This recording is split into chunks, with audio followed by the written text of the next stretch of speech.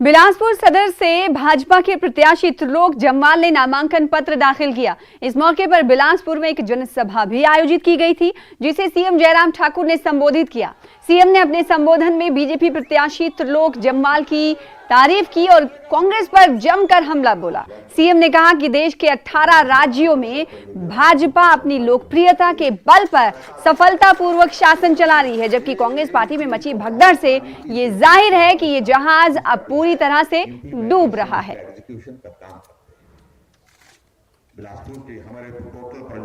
Congress party के बंजार के जो कैंडिडेट थे वो भाजपा में, आदित्य विक्रम सिंह जो है वो भी भारतीय जनता पार्टी में शामिल हो गए।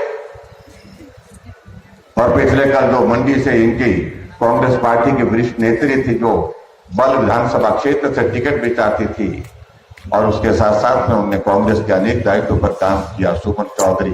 पीरू राम चौधरी के परिवार से दोस्ती उनकी, वो भी भाजपा में शामिल हुई पिछले कल शाम को।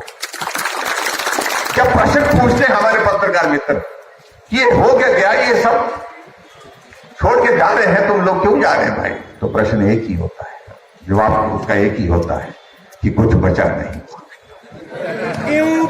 कोई उम्मीद नहीं है, जिस पार्टी से कोई उम्मीद नहीं है, ना देश को है, ना प्रदेश को है, ना किसी व्यक्ति को है, ना नेता को है, ना समाज को, उस पार्टी का भविष्य कैसे हो।